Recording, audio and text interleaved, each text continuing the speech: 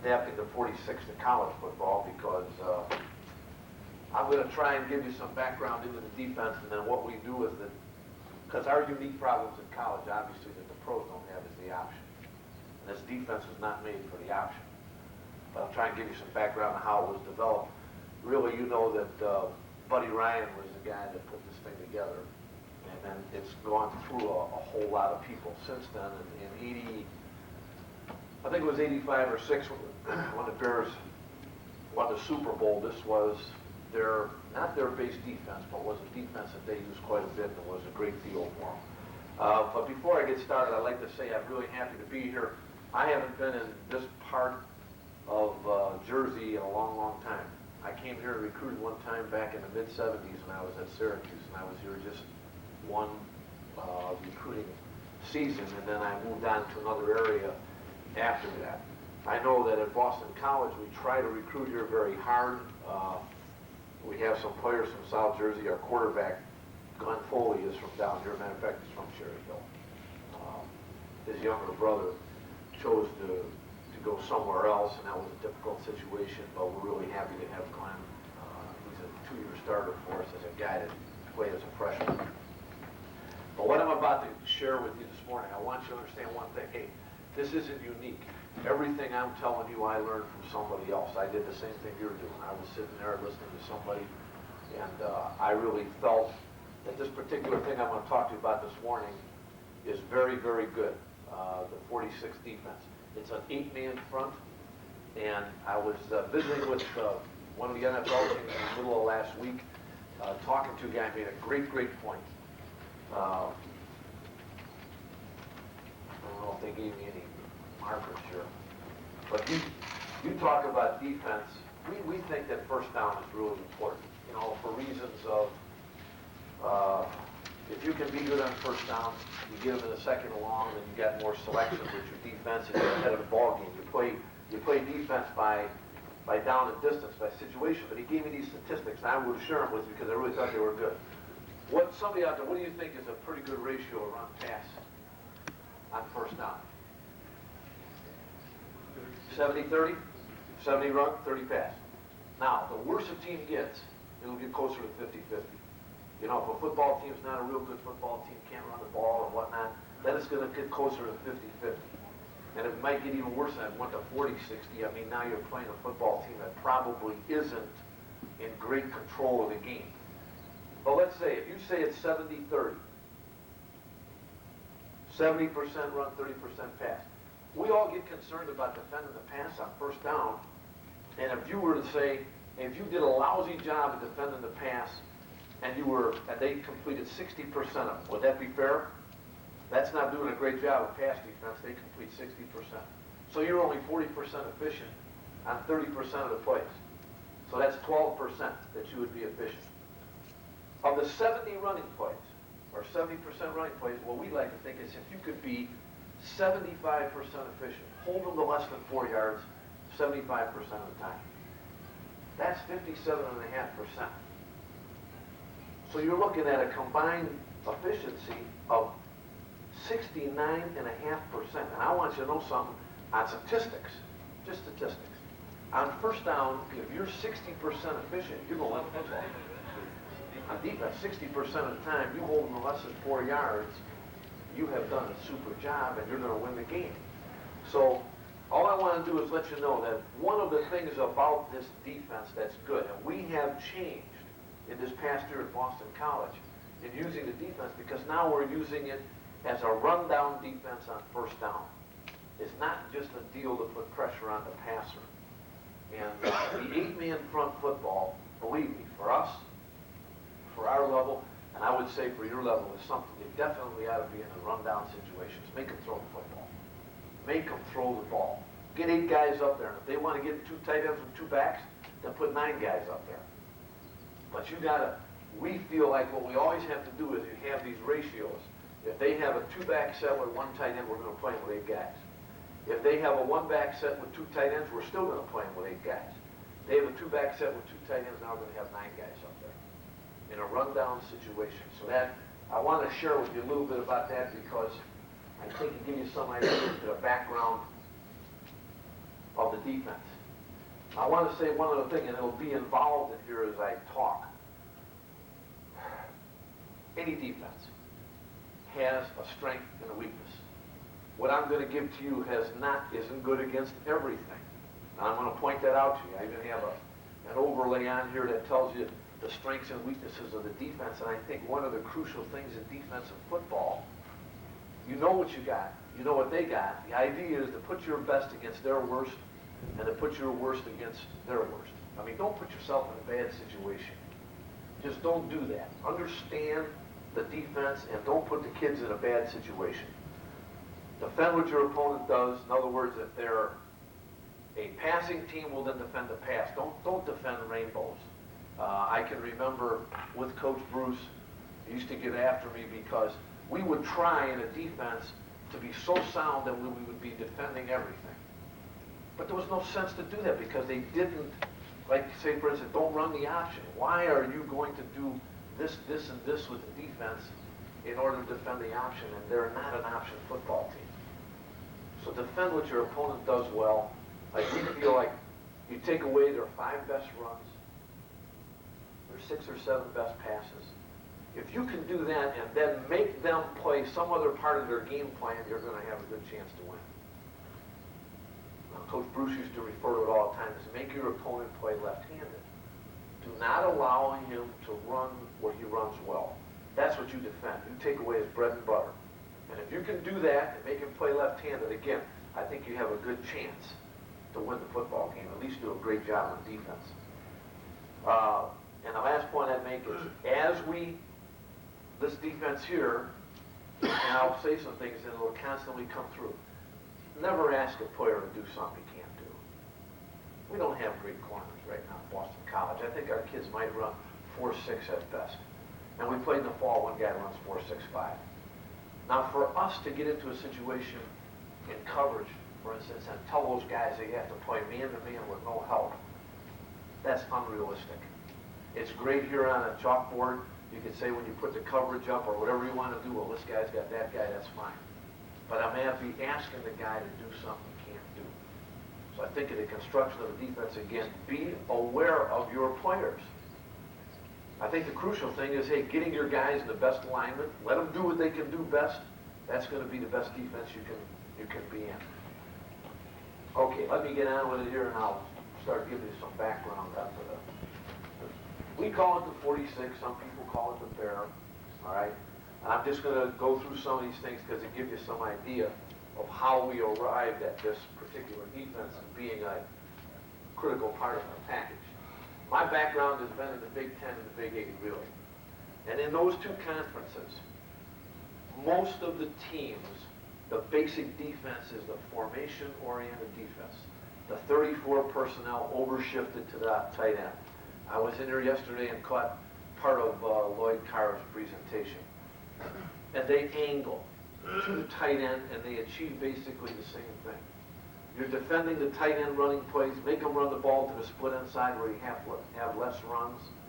That was the heart of the defense. Does everybody understand what I mean by formation defense? If you don't, raise your hand, because it's just something that you want to start out with. 34 personnel, overshift them to the tight end. The nose is definitely shaded on the center or he's on the guard, either way. I think Monty Kiffin, who started all of the formation defense back in Nebraska in the early 70s, and then he was with Coach Holtz at Arkansas when they were very good, and he refers to it as eagle defense. And when they put the nose over the front side guard, they call it eagle G. But that's what we were all playing, and that's what I want to say kind of grew up in. When I started out in angle defense like everybody did back with Frank Lauterbur when I was at Toledo back in the early 70s, and Michigan has continued that. I mean, they still play it. It's good defense. But we started out with that, and we went to this formation defense and basically run Oregon. Now, when I was at Colorado State with Coach Bruce, and we used this defense, in 2 years we went from 1-10 to 9-4. The defense was ranked 92nd in the country when we got there. When I left, it was 52nd. Now, that's not great, but we did almost improve it by 100%. One thing we did do, and part of it was this defense, we produced a school record, 84 takeaways in 2 years. 41 one year and 43 another year, and that is a bunch. And I do believe this about takeaways. You can coach them. They're not just something that happens. I know that we work every day on stripping the ball. Everybody practices catching the ball. Everybody practices recovering fumbles, and it pays off. Because you'll see the guys do it in a game. They'll start trying to strip the ball when they get a chance.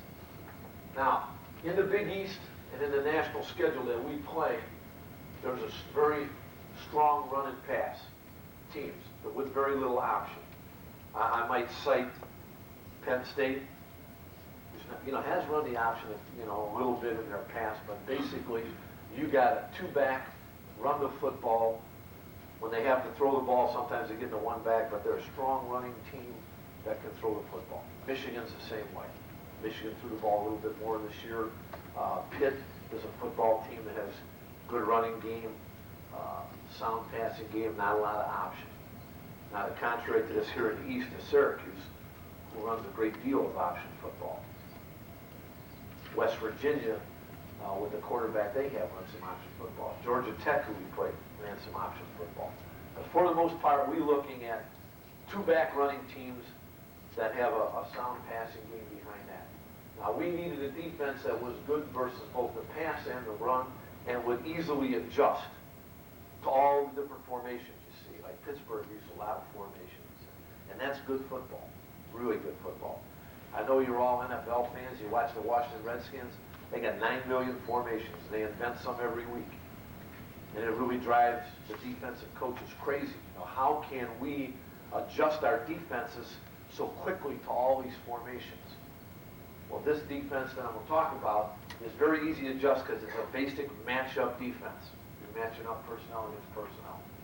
Now, the 46 for us is roughly 1/3 of our total package. We play the formation defense that I had been involved with for a long time as our basic run defense. We play in a rundown situation. We have 34 personnel on the field. We're basically overshifted to the tight end. Only other feature I can tell you about that defensive package, you double-digit the coverage calls. First digit you play to a pro, second digit to a slot. And that's because you're always overshifted to the tight end and you're not sure where your drop outside linebacker is. Then we play a 42 package with 4 down guys, 2 linebackers, or 1 linebacker. We play with nickel or dime. And it's what we play in a passing situation. You see it all the time. I don't think it's anything prolific. You just put your 4 best rush guys in there, a nickel or dime set of backs in there to play coverage. We play with 1 or 2 linebackers. And then we play the 46. The name for it in our package at Boston College is Eagle. We use words for fronts and numbers for coverages. Now the Eagle, we can play it with a number of substitutions. This past year we played it with 3 of them, 3 different ones, different personnel groupings. And we feel you can play this in a run or pass situation. And because of our situation at Boston College with corners that couldn't run, we ended up playing it more in rundown situations. We didn't really like to lean on it a lot as a pass coverage type of defense. Now some background, the original 46 defenses, Buddy put it in. The Bears were a 4-3 team. And what they did is they took and overshifted their down 4 guys to the split end side. They took their 2 outside linebackers, the Sam and the Will, and played them on one side. The Sam is the outside linebacker that plays on the tight end all the time. So they took the Will backer from the weak side and put him to the Sam side. And then they took the strong safety, who at that time was a guy named Doug Plank. And his jersey number was 46. And one of Buddy's penchants was to name defenses after the jersey numbers of the personnel he had. So Buddy had 83 defense, he had this defense, and this defense. This particular defense for him was the 46 because of Plank's jersey number. The base cover with the defense is man-free. Corners on the wideouts, the linebacker on the tight end, man-to-man. The strong safety had one back, the Mike had the other back. Free safety was free. The outside rush guys, the end and the will, the end out on there and the will out on there on the other side, were contained rush guys versus all pass actions. It was a 5-man rush. The strong safety was the adjustment guy. If that formation broke to any kind of one-back set, the strong safety was the guy that detached and went with that individual. So if you can picture it, versus any one-back set, the strong safety would go play that detached guy man to man. Oh, this is probably the simplest one.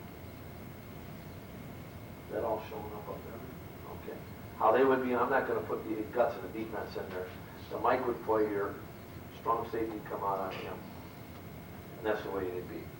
So the strong safety always adjusted to the, you want to call him H-back or A-back, the guy out of the backfield that detached. He was playing, again, they're in a man-free concept.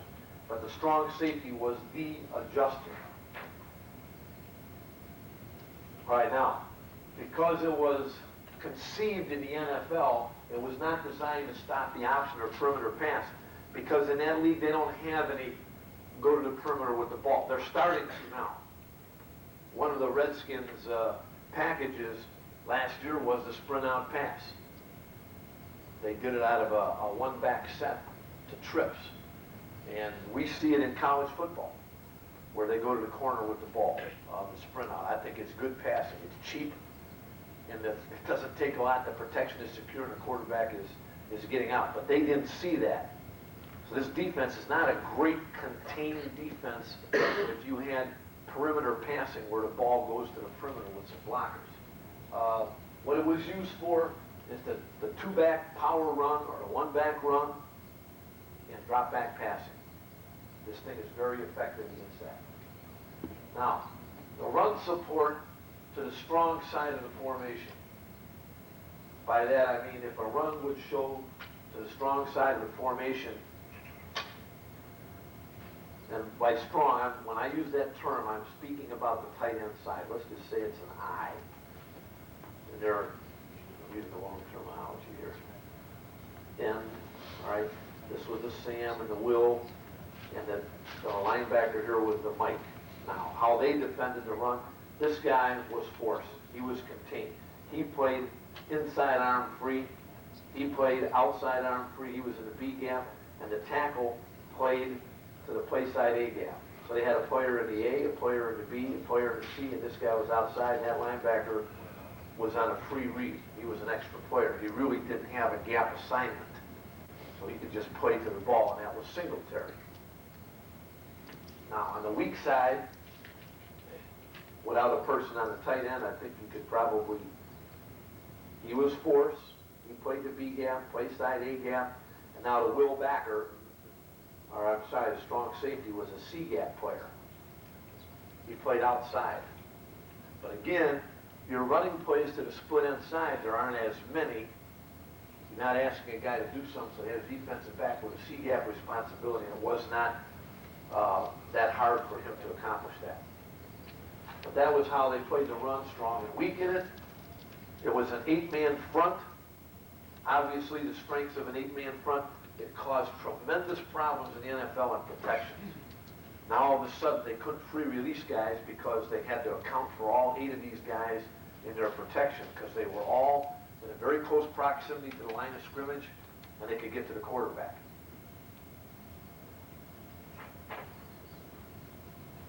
Now what we've done, this is the way we play the defense. All right, and I have not put the coverage in. Maybe what I ought to do before I throw that overlay on there, let me give you one where I'll just draw the defense for you as we play it. We're aligned a little differently, and we play it with basically 34 personnel. Let's just say split back, split pro. We play a nose, 2 tackles. We play the strong safety on the tight end. We play an outside backer, Here's our Sam and our Will, corner, free. Now, if you can just draw that, and then when I'll go into the front, how we, the responsibilities. Again, base cover is man free. The decided difference between the way we're playing it and the way the Bears played it, is the strong safeties on the tight end, and the will linebacker is the adjuster. He is the guy now that is going to make the adjustments. Tackles are in threes? We play them wider. We play them in the gap. And I'll give you the reason why we do that. Okay? We play our tackles wider than they did. Okay? Strong safety always line up on the tight. Right. Always on the tight end, he plays what we call a 7 alignment. Some people call it a 9. He's up. He's up on the ball. He's up on the ball, he plays on it. He's outside shaded on that tight end. Okay, does everybody have that? And I'll go to these other things, which I'm sure is what you'll really want because it's the whole alignment stuff and the rules. Okay, when we call the defense, the calls, we have a single-digit coverage call. 1 free. Now, they're all listed up there. We played, hope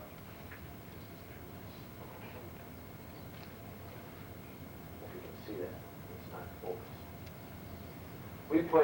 We played zone out of it, which is a 3. But we play several different types of 3-deep zone.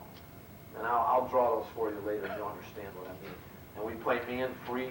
We call 1 funnel, which is a guy low in the hole and a guy on top. You got 2 free players in the middle of the field, 1 low and 1 high. All right, so we play 1 funnel, 1 free. We play zones. The SAW you see up there, SAW, it's a real complex coverage. I'm not going to try and get into it. I'll give you a little broad idea of what it is. We're doubling 1 guy on the strong side of the field and 1 guy on the weak side of the field. Strong and weak. So it can be SAW 11, SAW 12, SAW 22, SAW 21. First digit for the strong side, second digit for the weak side. I wouldn't, as high school coaches, even bother with it. I really wouldn't. The front, all they have to do is be alert to the position of the strong safety. Our strong safety, when he finds the tight end or where he's going to line up, he just declares a strong right or strong left. There's no call needed for the front. The check coverages are made by the free safety and the call backer. He'll make any check to the front that's necessary. Normally, there aren't very many. Okay, we can play it with, we call base backer cover bare personnel. We never really played backer. What backer would have been, we'd have played an extra linebacker and we'd have taken out the strong safety and put a backer on that tight end. So we'd have been playing it with 3 linebackers, 3 DBs, and those 5 other people. Base is our normal base 34 personnel, and that is the way we played it most of last year. Fair would have been our best 5 rush guys. Even a big guy, if he was a good outside rush guy, we would have played him as one of those Bs. And we'd had the best 5 rush guys, 2 linebackers, and 4 DBs. And then Cub was our best 5 rush guys, 1 linebacker, and 5 defensive backs, and a 5th defensive back now and play the will linebacker, and he'd be an adjuster. Okay, that was something we did play though. We did play it against Miami with nickel the whole night. Okay, strong safety, he declares the position of tight end, no tight end, declare formation strength. So what am I saying? No tight end, declare formation strength. You get a set with no tight end, 2 back. We call it twins open. You see that kind of formation? All right, no tight end. Strong safety declares strength of formation. He'd say strong right, he'd line up right there. 1 corner, free safety. Everybody else is symmetrical. They just line up.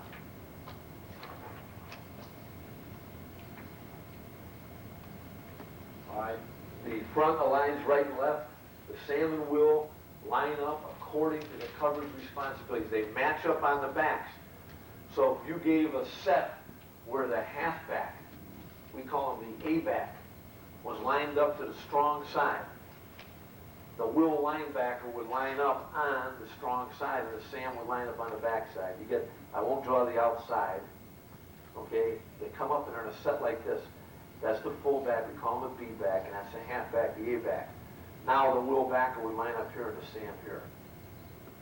We want to match them up, all right? Because they're basically a man free. The Will would align in a position to cover the A-back. When they're in the eye, we always line the Sam up to the tight end side and the Will to the split up side in the eye. Other than that, they're always matched up.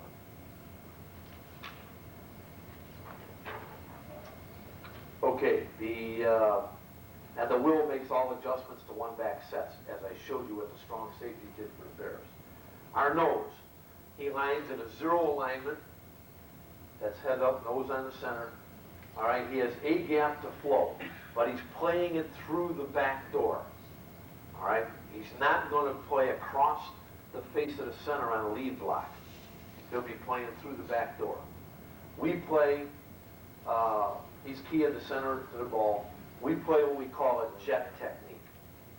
And all jet is, we tell the down guy to line up in a more elongated stance, then drop his back foot a little bit, and it's like a track meet. On movement, just get vertical. Don't try to play through his head.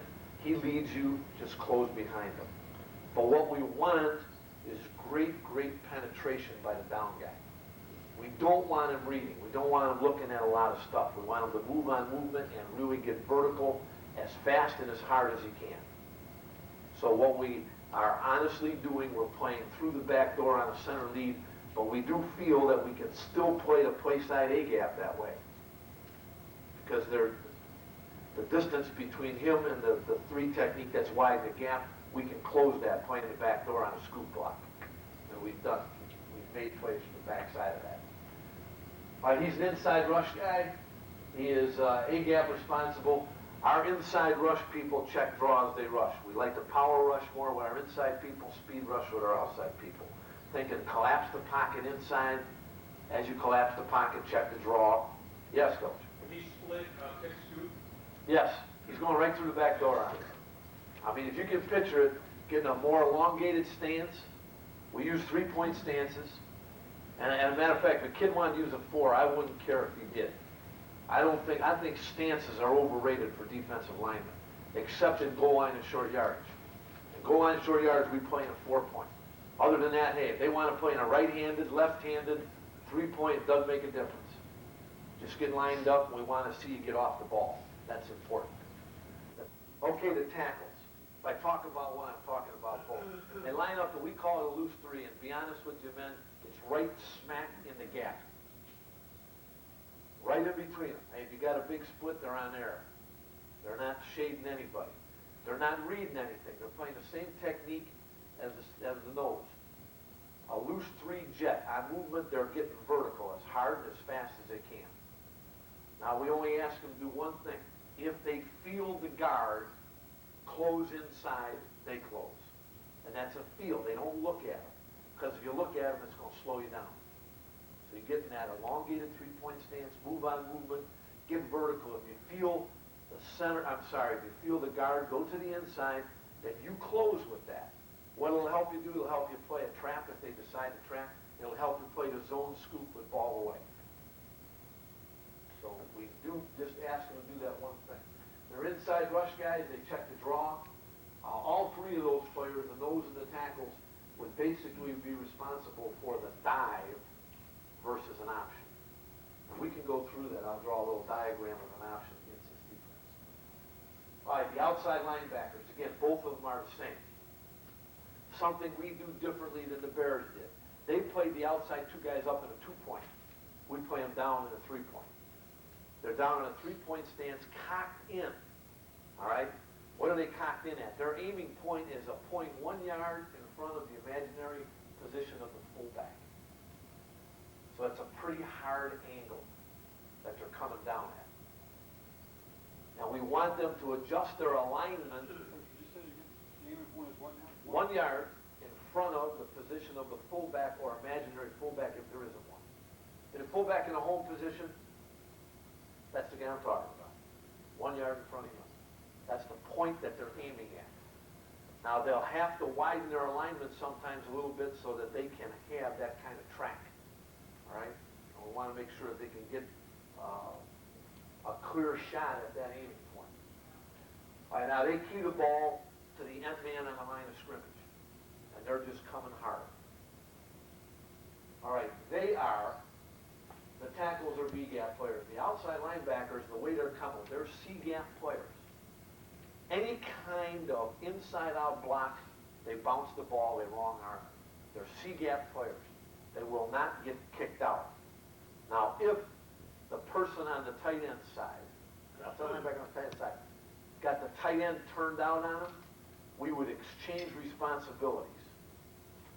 The strong safety playing on the tight end now, he would go down, and the outside linebacker would play up the field and stay on the outside. All right, so he would not cross a turnout block by the tight end.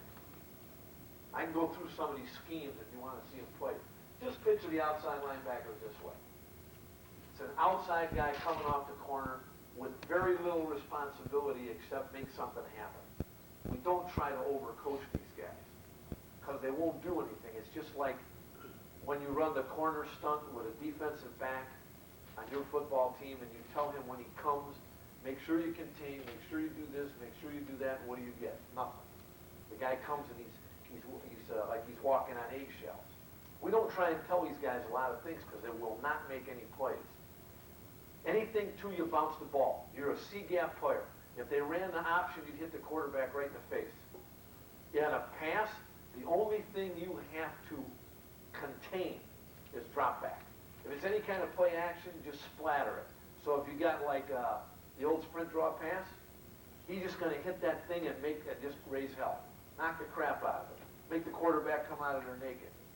Because what we end up doing is the linebackers who are playing the backs man-to-man and man-free, when their back blocks, they do what we call key blitz. So my man blocks and I come, we perform all of our containment then on a play-action pass with our linebackers. Because the backs end up wasting themselves on the end coming. Now that frees the backer and he covers for him. And again, we'll draw a picture of it. It'll help you understand a little bit later on. The linebackers, the inside. The Sam and the Will. The one thing you have a problem with them a little bit, we have up there, they line up in two different alignments. The Sam will either align in a 40, which is head up the tackle, on the side he's playing, or as a Mike backer right in the middle. Now, he lines up as a Mike backer anytime the Will leaves and adjusts. So versus all one back sets, where will the Sam align? And Mike, as a Mike. Any one back set, it'll be a Mike backer. It'll be lined up in the middle because the Will has gone and is adjusted. If they were in a two back set and a back went in motion, the Will would leave with the motion and the Sam would slide to Mike. Now, once there's only one linebacker in there, that single backer is a true two-gap player on flow. He's playing both sides because the Will is gone. Now, their key system. Well, both linebackers, if ball comes to them, they are what we call outside scrape, and they are force players. They're the person responsible to turn in the sweep. You've got that outside guy coming down hard. These linebackers are scraping all the way outside on play two. On play away, they play what we call inside point. They're cutback players. All right, now, what's their key? They key the fullback or near back to the flow side guard area. I'm not going to have the time to get into this morning. I mean, I got to go really fast. Our key system in all of our defenses is the same for the linebackers. And what it is they're keying through the offensive line to be able to read run or pass, to the angle of flow of the near back, which tells us where the flow side guard area is, and then we scan through the flow side guard area because it tells us whether the play is clean or cluttered. What cluttered means is somebody's pulling through that area to the inside going the other way. And what's that telling us? It's a counter. It's a counter. I mean, flow is indicated this way. If there's somebody going that way, hey, bounce back, play it as a play over that way. Yes? On your alignment, what if you had a slot wing and one of the kids are always in motion? A slot wing. Yeah, we're going to see a bunch of that. One back, slot to one side, wing to the other. You're going to start off with a mic. Yes. Kid goes in short motion, you're staying. The Will will just stay on. Stays on. That's all. I'm just saying the basic man free. Right. All right? The guys are assigned to players. It's pure matchup, and they just go with it. All right? Now, what's the point I wanted to make on the key system? Now, if you can picture that, if you knew as a linebacker, you key through the line, and why you want to key through the line is you want to feel whether it's run or pass. because you don't want to gain ground toward the line of scrimmage with a soft read by the offensive line. But you don't want to bail out and get into coverage until the ball goes through lane 2 and you know it's not a draw. So in any key system, you know, all the guys who coach linebackers, and good Lord, there's plenty of good ones around the country and plenty do a great job of coaching. The information you need to know what's happening in the backfield and you need to know the blocking scheme. Now, some people teach it key through the guard to the back. I mean, if you feel comfortable doing that, do it. I would say this to you, no matter what key system you use the same one. Use the same one. The only thing you're saying to this linebacker is, if the ball comes to him, he's outside scrape. He's a forced player. He's going to the D gap. The ball goes away, he's a cutback player. He's slow flowing. He's got to play what we call inside point, right behind the center.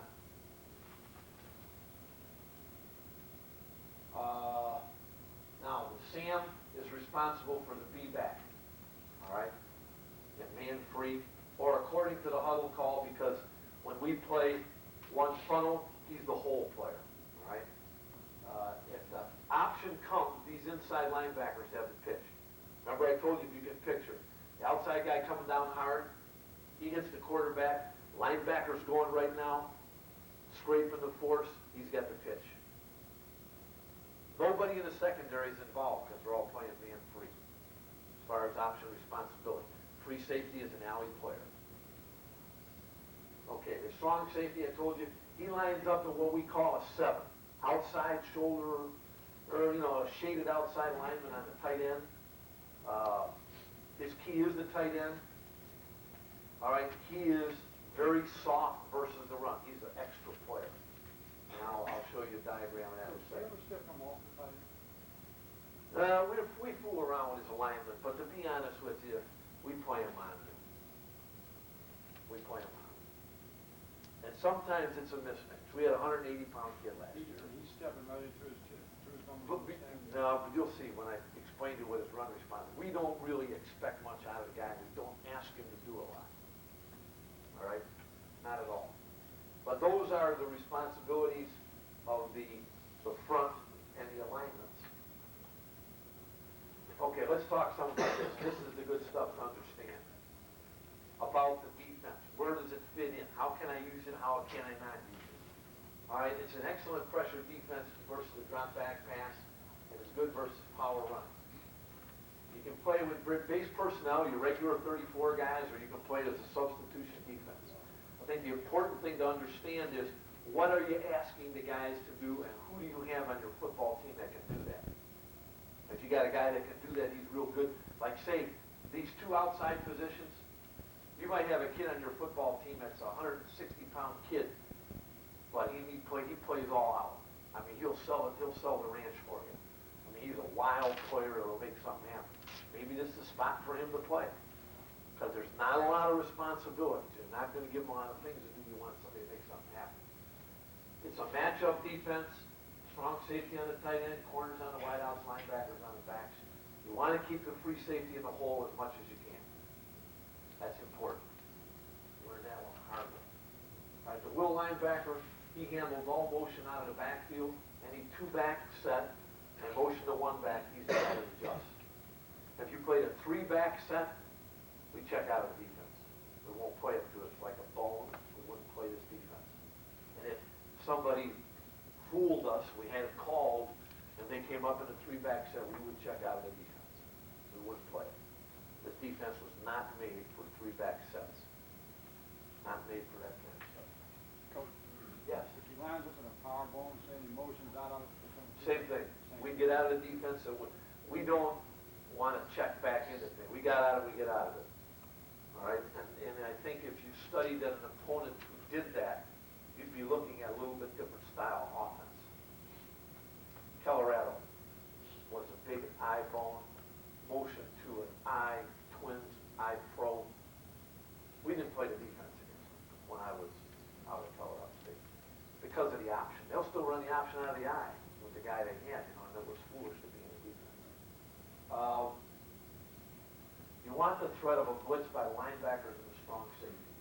Just the fact that you line up in an 8-man front, what I told you about like on first down defenses. That's what you want. Make them account for 8 guys, whether they come or not. The guy under the center still has to look at every one of them to know what's going to happen. Because the minute he doesn't look at them, or they don't account in their protection for those people, you're going to hit them with something that's going to be a big play for you. So you really want to have the threat of the 8-man front. It's vulnerable to perimeter running game. The option attack is break, contain, pass. Please understand that. Not a great defense versus those things. And we have been caught in the defense, and people have run those things against us and have hurt us. Sometimes we don't do so bad. We hang in there. We're not too, we do okay. But it's not what it's for. It's for some specific things. You got to have good sound gap control versus the running game. We've talked about it already. We play an automatic jet with the front. And that is, we're actually playing pass first, run second. Our guys are cranked up, the down guys are cranked up, they're not reading anything, and they are going vertical on the snap of the ball. The idea is make something happen, penetrate the line of scrimmage. Now, the players like to play this because it's not a lot of thinking, all right? It's more of a fun defense one. The idea of the defense, you want to spill the ball to the outside and play from inside out, all right? That's what it's built on. Spill the ball, make everything bounce it out, let the linebackers make the play. As a change, up. We can take and say to the outside linebackers, we could add the word go to the defense. We said eagle go, one free. Now those two outside guys would play like the Bears play. They'd come vertical and play force. And now our inside linebackers would be C-gap players. We can do that. We can make that change in how we would play the perimeter. Now, if you can envision that, I said the first way to play the perimeter is you bounce the ball, linebackers scrape up. Now take the outside linebackers, send them vertical, and let the linebackers play inside. So you can do that if you want. All right, the adjustments. The strong safety declaration is normally repeated by our linebacker because we run some line stunts with them, all right? And they're oriented to the position of the strong safety. We need to get that communication. If they trade the tight end, you know what I mean by trade? Line up, tight end shifts to the other side.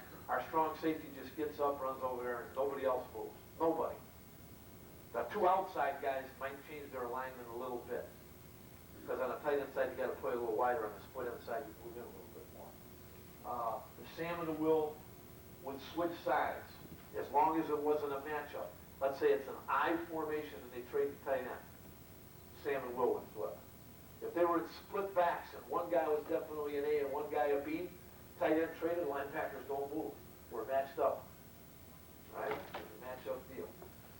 All right, the weak corner, he adjusts to all two tight end sets with two backs in the backfield.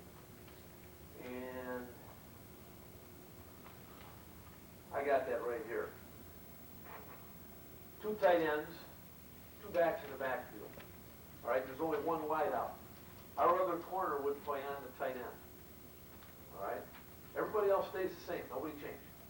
The strong safety would declare the strength of formation tight end. The other guy would play on the backside.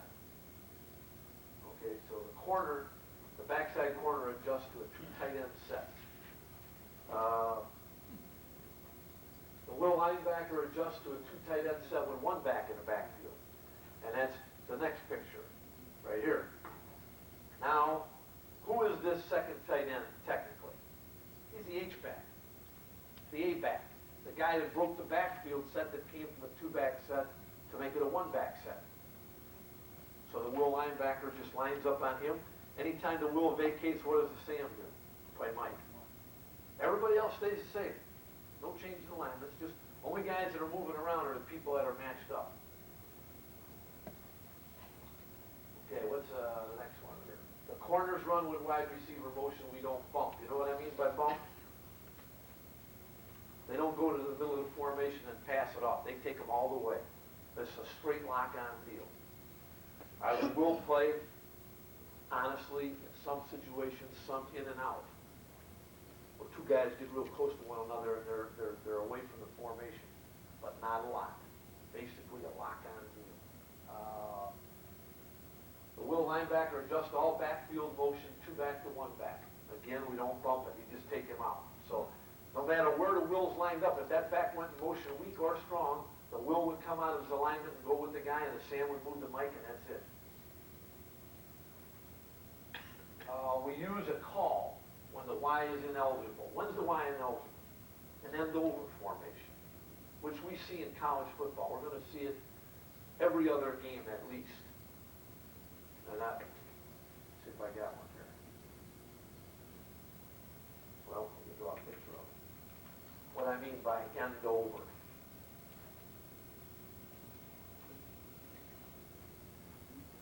This formation right here. Most of the time we're seeing it right now, man, in college football is with the twins outside of it. This is the Y, and he's an ineligible receiver because the X is on the ball. Right? And what we do in this situation, the strong safety knows he no longer has coverage. You make a call in Columbus, and we bring him. He just comes. So now you bring him off the corner hard. He's going to the C gap, though. Right? That's a Columbus call. That's used only versus an end over. Tight end becomes ineligible, and the strong safety really does not have to play any coverage, then we might as well just send him. And we do. Okay, versus unbalanced, we move the whole front over one man, play defense. By unbalanced, I meant now that last formation, if that was a tackle over on the twin side or the tight end on the back side, our strong safety would line up on the tight end, who's eligible on the short side. He'd say strong left, and the whole defense would move over one man to the right. So now the nose would be playing on a guard, and the tackle would be in the center guard gap on the short side. Versus an empty set, most of the time, our philosophy will be to blitz. We didn't do that all the time against Miami. I don't think you can do that all the time against them, but you know what I mean by motion empty? A single back in the backfield, motions out to create a no-back set. Our basic philosophy will be we're coming. And quarterback, find who you want to throw it to because you're going down. All right? And that's basically the way we like to treat that. We want to challenge them when they go to him. First, the three-back set I told you, we'll check out of the defense. If the tight end flex is over 2 yards, then the outside backer will come inside and make an exchange. And the strong safety will go outside. Now, up to a distance up to that, the strong safety will stay on the tight end, and the outside linebacker will be outside like he normally is. But you can understand after a certain point, the outside linebacker has to go back inside or he can never defend the C gap. He couldn't get down that far. So you got to make an exchange. We use a distance of 2 yards for that rule. Okay, our linebackers in one free coverage, I tried to allude to this a little later, we use something called a key blitz. Key blitz means my man blocks, I'm coming. If my man blocks, I'm coming. I don't have any more pass responsibility.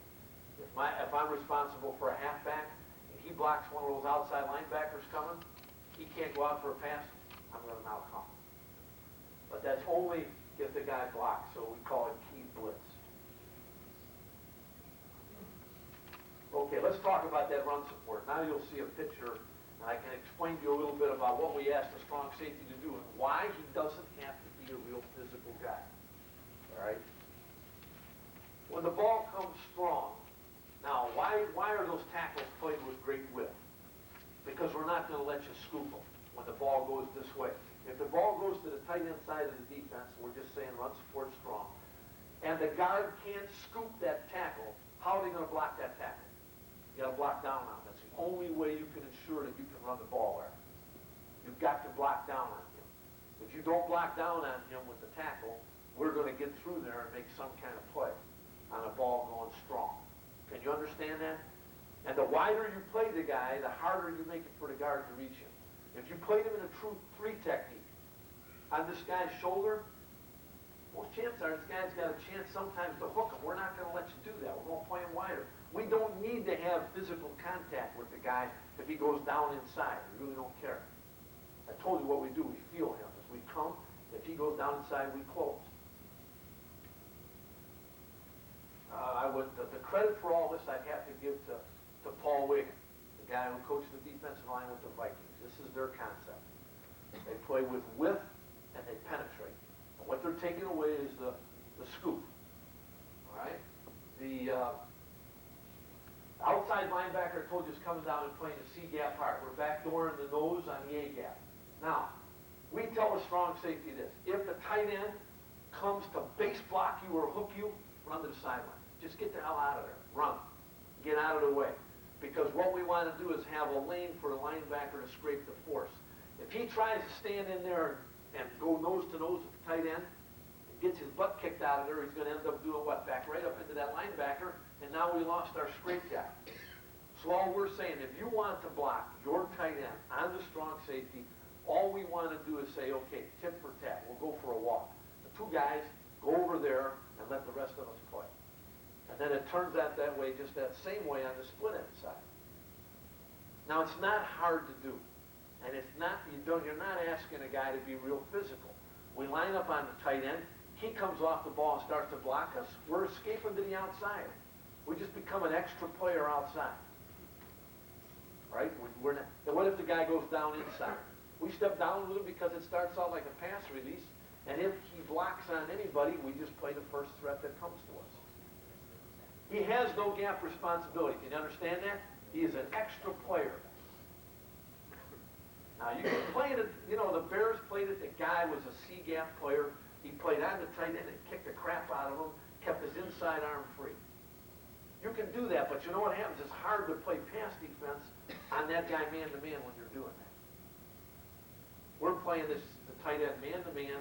That's what we're mostly concerned with. Not concerned in the run game. All right, the free safety is an alley player, regardless of where he goes. If he's on his outside shoulder, rather, and that tight end wants to come off on Sam's linebacker, Now, here's the thing. I want you to get an idea of the way the thing is lined up. Our linebackers play at 5 yards depth, which is deeper than most, because we want to play downhill and everything. I'm lined up at 5 yards, and I'm head up the tackle. That's how wide I am. If you want to come off on me to block me, all right? Remember now, what's my responsibility if the ball comes to me? I'm scraping the force right now. No contact. Just for you to release inside the strong safety and come up on me, I'm already gone. You will not get the guy if he's lined up correctly. Now, if he's a Mike backer, because it's a one-back set, you got a chance. But you don't have a whole lot of running schemes out of a one-back set. And you know what? In the last 5 years with the defense, nobody blocks a tight end down on any kind of scheme. Nobody. You got two players sitting outside, plus the linebacker, if you choose to run the ball. Most of the run game we have seen as a check and whatnot has been to the split end side. That's where we've seen more run game. We got one less player there. Okay, yeah. That Sam Backer, Yep. and that end. Yep. That's an X stuff, no? No, well, it turns out that way, all right, but they're not. Please understand, that's a diagram. That's like a picture after it's over. If it was dynamic, the outside linebacker's coming down doing what? Make the ball bounce, coming hard, defending the C gap, all right? He's not going to let the ball off inside. If we tell that outside linebacker, you come, no ball gets off between you and the tackle. Nothing. They try to run a dive in there, that's a play that you should make. So he's coming down, the linebacker on the snap, all right, and he sees the flow at him and it's clean. He'll go to the outside point. He'll get a position like he's stacked, and then he'll play it from there.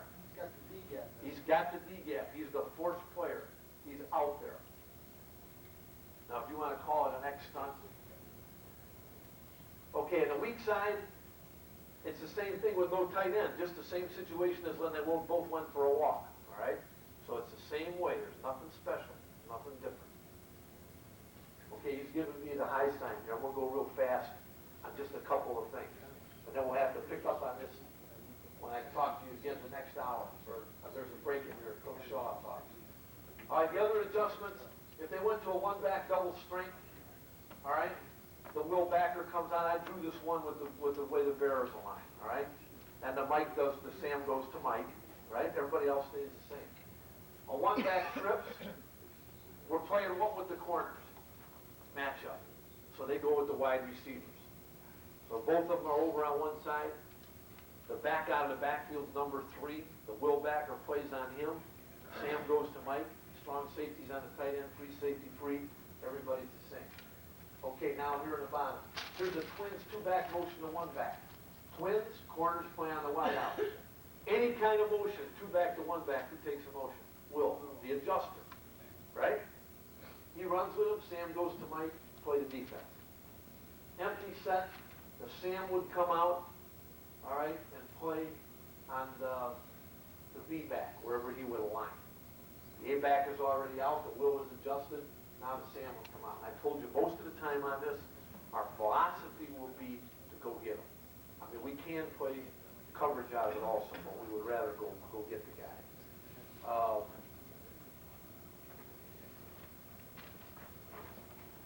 All right, tight end trade, strong safety makes the check.